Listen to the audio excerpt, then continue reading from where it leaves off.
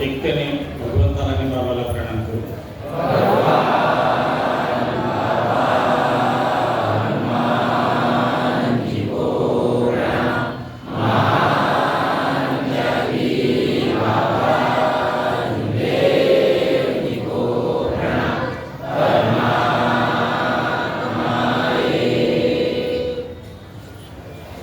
परमपूज्य परमात्मा एक सेवक मंडळ वर्धमान नगर नागपूर नागपूरच्या वतीने बाबाच्या आदेशानुसार बंदरवाडी चर्चा बैठक परमपूज्य परमात्मा एक सेवक असावे पावरदौना मोदाची सुरुवात. आपल्या चर्चा बैठकीमध्ये स्वयं भगवान बाबा अंबाजी उपस्थित आहेत. भगवंताला माझे प्रणाम. आपले सर्व सेवकांचे सद्गुरू महंतगी बाबा दुंदेजी आपल्या बैठकीमध्ये आहेत. बाबाला माझे प्रणाम. सर्व सेवकांची आई मातोश्री वाराणसी आपल्या बैठकीमध्ये आयला माझे प्रणाम. आजच्या चर्चा बैठकीमध्ये प्रामुख्याने उपस्थित या विभागातील मार्गदर्शक ज्यांनी नुकतंच आपल्याला संबोधित केलं असं परातीजी मातनीवरून आलेले वाडीवासनी साहेब, रेवरावरून आलेले गवळीजी, धामणगाववरून आलेले मदनजी पंचबुधे वाणी साहेब, आजच्या या कार्यक्रमाचे संचालक, माझे सर्व ज्येष्ठ मंडळी, सेवक सेविका, बालसेवक, सर्वांना माझा नमस्कार. सुंदर मार्गदर्शन या ठिकाणी आज जवळपास 7 मार्गदर्शन सेवकांचे दिले. आमच्या सेवकांनी सुद्धा सुंदर मार्गदर्शन त्यांनी दिलं, सुंदर अनुभव या ठिकाणी दिले. 2 मार्गदर्शक मंडळी सुद्धा या ठिकाणी बोलले आणि 2 तासाच्या या मार्गदर्शनामध्ये जवळपास माझ्या 10 मार्गदर्शन 10 लोकांचे 2 तासामध्ये मला वाटत नाही कुठे मिळेल. सर्व परमेश्वरी योग आहे. अत्यंत कमी वेळामध्ये सुद्धा आमच्या सेवकींबद्दल आणि आमचे सेवक जे अनुभव या ठिकाणी त्यांनी दिले, मला तरी असं वाटतं की त्यांचे जे अनुभव आमच्या कानावर पडले ते मला सुद्धा शिकण्यासारखे आहेत. आपण सुद्धा चांगला त्याच्यातून बोध घेऊ शकता. आणि बाबांनी आपल्याला सांगितलं की चर्चा बैठक ही आपली शाळा आहे.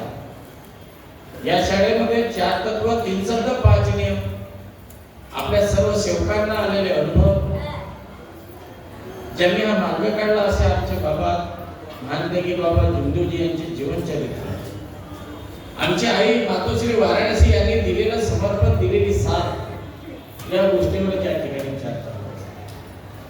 नमस्कार शब्दावर सुद्धा या ठिकाणी चर्चा झाली. ही आमच्या सेवकांची ओळख आहे. सेवकांची ओळख काय आहे? नमस्कार. नमस्कार म्हणजे काय? याच्यात 2 शब्द आहेत. एक नमन, ज्याला आम्ही नमतो. मग नमतो कुणाला? स्कार हा शब्द आलाय. स्कार म्हणजे कर्ता करविता. मग कर्ता करविता कोण आहे? सगळ्यात मोठी शक्ती जी पाहते की बाबा जिंदगीने तुम्हाला आम्हाला दिली, आमच्या घरामध्ये वास करते ती शक्ती. या सृष्टीचा विधाता, या सृष्टीचा कर्ता करविता परमेश्वर, त्या परमेश्वराने आम्ही नमन होतो. पण निमित्त काय? मिळणार आमचा सेवक, मिळणारी आमची शेवटी, मिळणारा आमचा छोटा बालसेवक तो दिसते आणि तो दिसल्यानंतर आम्ही त्याला नमस्कार करतो. निमित्त आमचा सेवक किंवा सेवकी नाही, परंतु प्रत्येक वेळी जेव्हा जेव्हा आम्ही नमस्कार करतो तेव्हा तेव्हा या विश्वविधात्याला, या सृष्टीच्या कर्त्याला, जी सगळ्यात मोठी शक्ती आहे तिला आम्ही वारंवार नमन करतो. बाबाने हा मार्ग काढला साधा नाहीये. बाबांनी दिलेले तत्वशब्द नियम साधे नाहीये. बाबांनी आम्हाला हा जो नमस्कार दिला, आम्हाला पाहायला नमस्कार आहे, परंतु या नमस्काराचा अर्थ सुद्धा 4 दिवस नाही, महिनाभर आम्ही विचार करत बसलो तरी त्याचा अध्ययन पूर्ण होऊ शकत नाही, एवढा मोठा हा नमस्कार. आम्हाला वाटते कधी कधी, आमच्या सेवकीला वाटते, आमच्या सेवकाला वाटते, काय नमस्कार करायचा, काय असते केलं होतो, मग काय जेवण केला आज, काल जेवला होता असतो, मग जेवण करायची काय झाली आहे की नाही? बरोबर असं नाहीये. अरे बाबांनी जे जे आम्हाला सांगितलं ते अनमोल आहे. त्याचा मोल पैशात होऊ शकत नाही. ते आम्ही पैशाला खरेदी करू शकत नाही, फुकटात भेटला आहे. त्याची किंमत आम्ही किती करतो हे जास्त महत्त्वाचं मोठं नमस्कार आहे. आणि म्हणून जशी सेवकाची ओळख नमस्कार आहे, तशी सेवकाच्या घराची ओळख काय? घराला लागलेली पाटी दारू पिऊन येऊ नये. आम्ही आता गावागावात फिरतो, ज्या गावात आम्ही जातो आणि बाहेर आम्हाला पाटी दिसते तेव्हा आम्हाला अभिमान वाटतो रे, आपल्या सेवकाच्या घर आहे. तिथे लिहिलं आहे दारू पिऊन येऊ नये. किती चांगलं वाटते की माझ्या महानत्यागी बाबा जुमदेवजीने दिलेलं हे तत्व सत्य नियम, दिलेला हा मानव धर्म, त्याचा झालेला प्रचार आणि प्रसार, याच्यातून अनेक दुःखी कष्टी लोकांचे झालेले दुःख, दूर झालेले दुःख, त्याच्यातून मिळलेला हा माझा परिवार, हा परिवार असा मिळाला की ज्या गावात जातो त्या गावात माझे सेवक मला भेटतात, असं वाटते की माझे सगळे रिश्तेदार भेटले. हा रिश्ता बाबांनी जोडून दिलाय. हा रिश्ता जरी बाबाने जोडून दिला असला तरी या जगाला, या विश्वाला एक दिशा बाबाने दिली. आता इथं आले, मार्गदर्शन केलं. कोणी विचारलं तू कोणत्या जातीची आहे, कोणी विचारलं तू कोणत्या जातीची आहे, म्हणजे बाबाने काय केलं, अरे या विश्वाला जातीवादातून मुक्ती देण्याचे काम खऱ्या अर्थाने आपल्या बाबाने केलं. महानत्यागी बाबा जुमदेवजीने केलं. एका परमेश्वरासोबत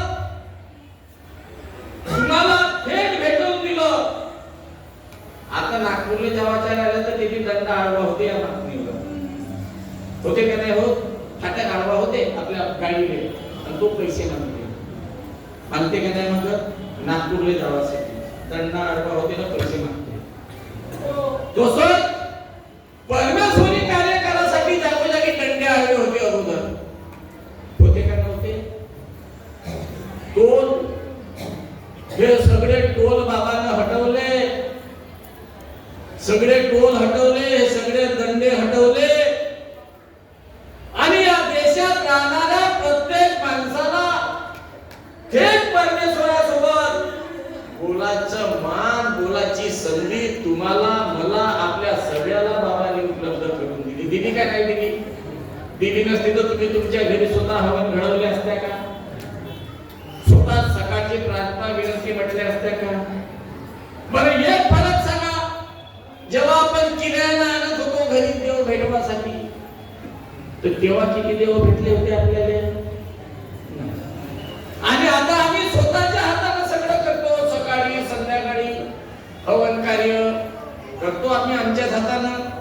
आता परमेश्वराची प्रचिती आली का नाही आली? आली. असली नकलीचा भेद हा बाबाने तुम्हाला तुमच्या मनात जागृती देऊन करून दाखवला, दुसऱ्यांना सांगण्याची गरज नाही. आता समजण्याची गरज आमची आहे.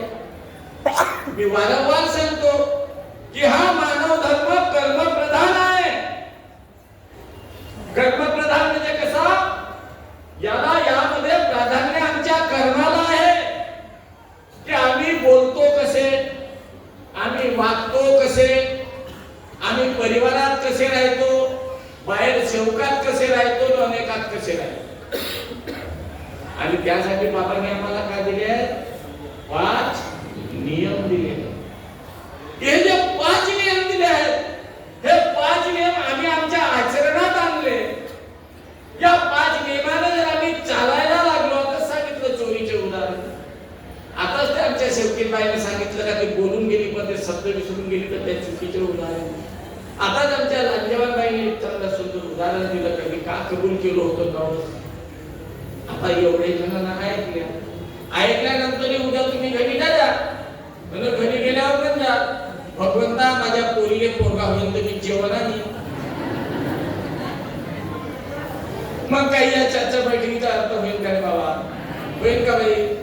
नाही होत. अरे बाबांनी आम्हाला शिकण्याकरता ही चर्चा बैठक दिली आहे आणि जेवढ्या ह्या चर्चा बैठक सुरू झाली, आमच्या डोक्यामध्ये असणारे बाबांनी या पहिलेच सांगितलं ना, मार्ग घेतल्यावर सांगितलं ना तुम्हाला? नाही, पहिल्या दिवशी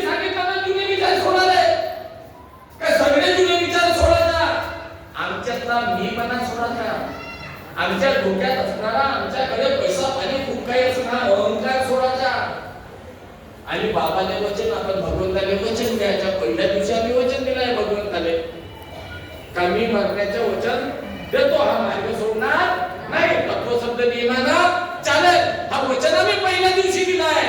मग आज आम्हाला भूल कशी पडून राहिली, आज आम्ही काय चुकत चाललो. अरे पहिल्यांदा असं केलं ना, कोंबडे कापले, बकरे कापले, कडकडकडकड पैसे घेऊन दिले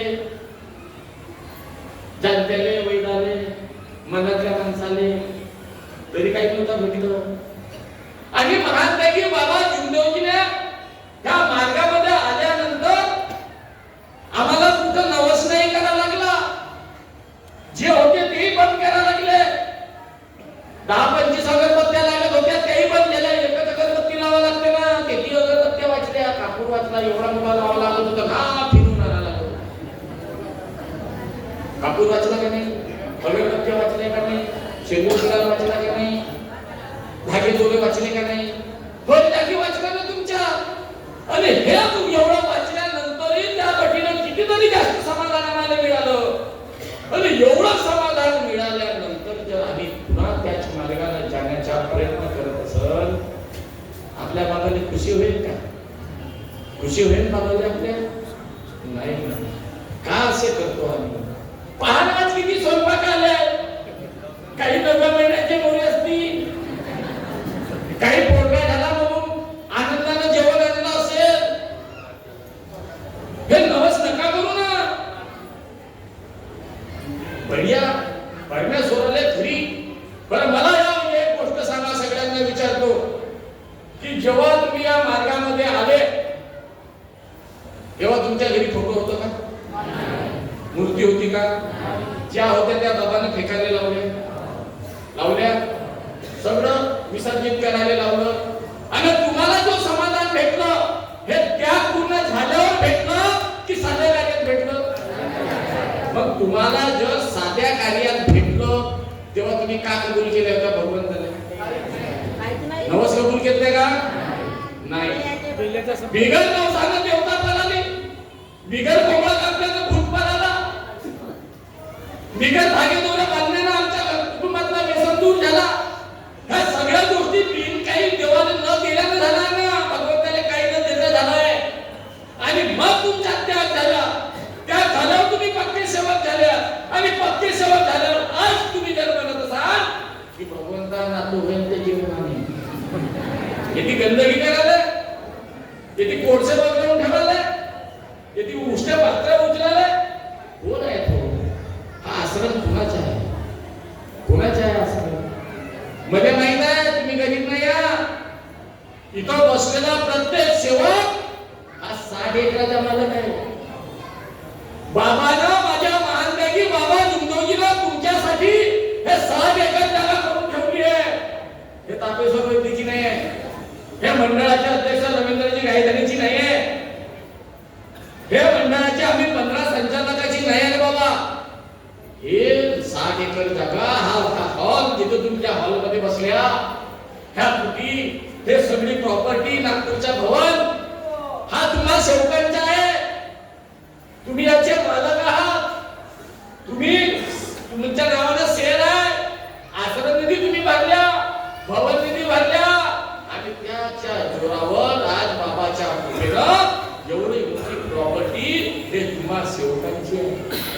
मग जर आता हे समजा, हे जर प्रॉपर्टी तुमची आहे, हे हॉल तुमचा आहे, ही शेती तुमची आहे, ही कुटी तुमची आहे, मग आता घर बी तुमचं आहे ना, तो तुमच्या एकट्याचा आहे का काय? तो घर एकट्याचा झाला आणि ही प्रॉपर्टी आपल्या सगळ्याची झाली.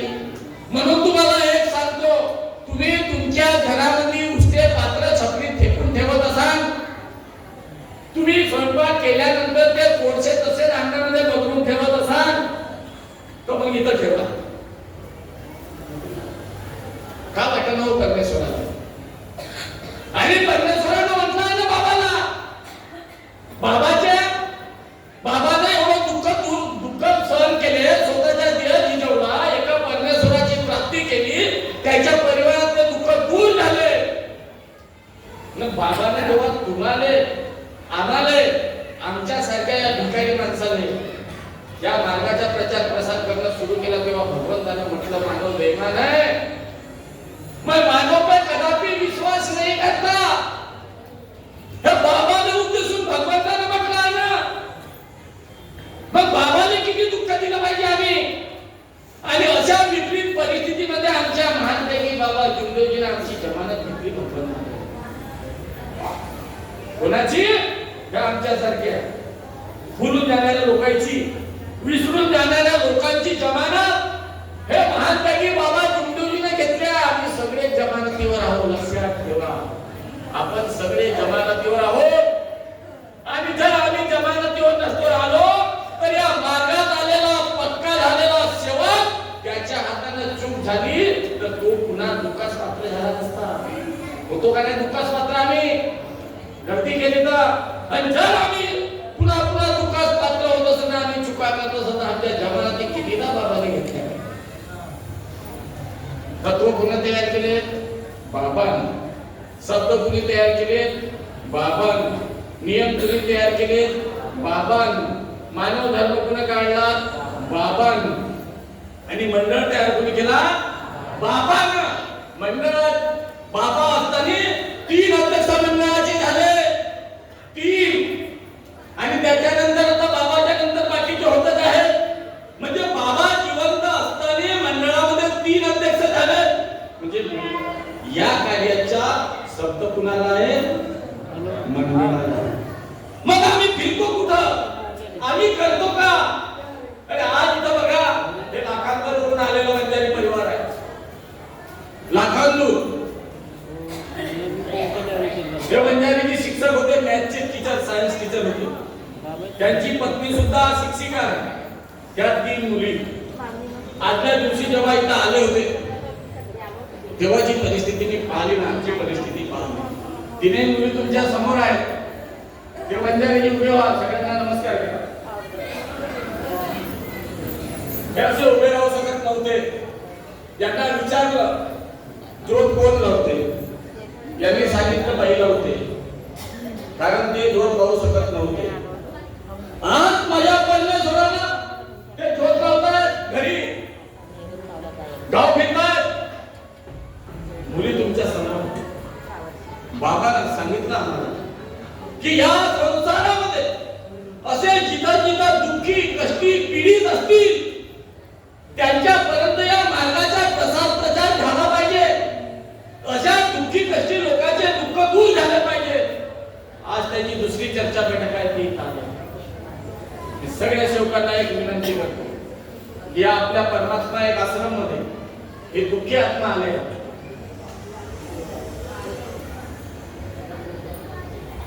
परमेश्वराने खरंच त्यांच्या ज्या काही परिवाराच्या चुका असतील त्या त्यांनी आपल्या पदरी घ्याव्या आणि त्यांना पुनश्च एकदा येणाऱ्या काळात ते हसत नाचत आपल्या या आश्रमामध्ये आले पाहिजे. म्हणून 2 मिनिट माझ्या प्रत्येक सेवकाने आपल्या ठिकाणी बसून भगवंताला योग मागा 2 मिनिटात की परमेश्वरा ही जी दुःखी कष्टी आत्मा आहे त्यांना एक चांगलं जीवन आपण द्यावं आणि सद्बुद्धी द्यावी. त्यांच्याकडनं झालेल्या चुका पुन्हा त्यांच्या हातातून घडणार नाहीत अशी त्यांना सद्बुद्धी द्यावी आणि त्यांना पदरी घेऊन चांगलं त्यांना दुरुस्त करावं. असं सर्वांनी 2 मिनिट आपण आपल्याच ठिकाणी त्यांच्याकरता योग मागावा अशी विनंती करतो.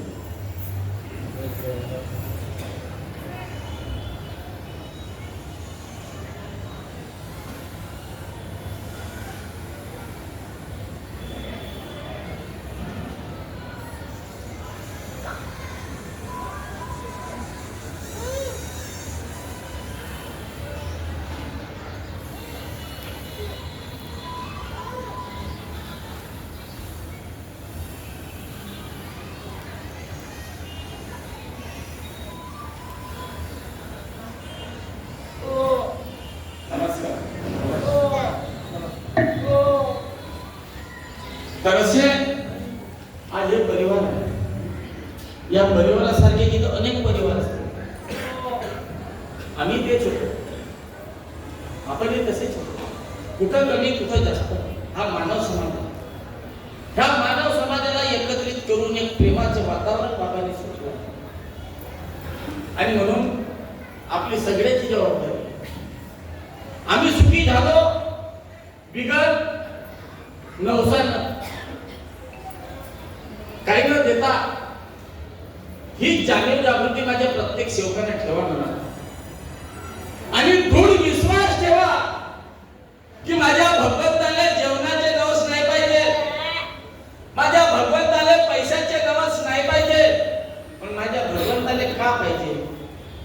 सत्य मर्यादा प्रेम पाहिजे. माझ्या भगवंताले 4 तत्व 3 शब्द 5 नियमाचा ज्ञान असणारा हा माणूस पाहिजे. माझ्या भगवंताले माझा दुसरा एखादा सेवक दुःखा कष्टात असेल तर त्याच्या मदतीला धावून जाणारा समाज निर्माण झाला पाहिजे. माझ्या भगवंताले हे माझे मुला मुली ज्या आमच्या बापानं नाही करत त्या बाबांना आम्हाला दाखवलं तर हा समाज एकोप्यानं नांदत राहिला पाहिजे. याच्यात झगडे भांडणं नाही झाले पाहिजे, याच्यावर चांगले संस्कार पडले पाहिजे, हे आपल्या बाबाला पाहिजे. आणि म्हणून माझ्या सेवकांना सांगतो, इतर वेळ फार कमी असते परंतु वेळ हे कोणासाठी थांबत नाही. म्हणून वेळेचा सन्मान तुम्ही आपण प्रत्येकाने केलं पाहिजे. 4 वाजले आहेत. पुन्हा आपण पुढच्या मीटिंग मध्ये पुन्हा आपल्यासोबत चर्चा करायचा योगी पुन्हा आपण चर्चा करू. सेवक संमेलन माझ्या गावातली चर्चा बैठक आहे, कुठं पंधरवाडी चर्चा बैठक आहे, त्या चर्चा बैठकीचा योग घ्या. त्या बैठकीमध्ये जा. लोकांना 12 वर्ष तप केलं असेल, त्यांना 12 वर्षाच्या तपामध्ये जे नाही भेटलं ते माझ्या महानपैकी बाबा जगदेवजींना ही लावून दिलेली एका चर्चा बैठकीमध्ये भेटते. आमच्या कानावर सत्य पडतात, चांगले अनुभव आम्हाला ऐकायला भेटतात, त्यामधून आम्ही शिकतो. आणि जर आम्ही शिकल्यानंतर पुन्हा नव्यानं त्या दिशेनं आमच्या चुका दुरुस्त करून जर आम्ही वागायला लागलो तर आमच्या सारखा दुसरा या सृष्टीमध्ये कोणी भगवत राहणार नाही, सेवक माणूस राहणार नाही. या विश्वाला बाबाच्या विचाराची गरज आहे. त्या करताना खऱ्या अर्थाने सेवकाला जागण्याची गरज आहे. या गोष्टी करता आपण सर्वांनी तत्पर राहावं. तुम्ही मी आपण सगळे लोक महात्मेगी बाबा जगदेवजींनी दिलेल्या 4 तत्व 3 शब्द 5 नियमाचं पालन करू. एवढंच या ठिकाणी बोलतो आणि थांबतो. सर्वांना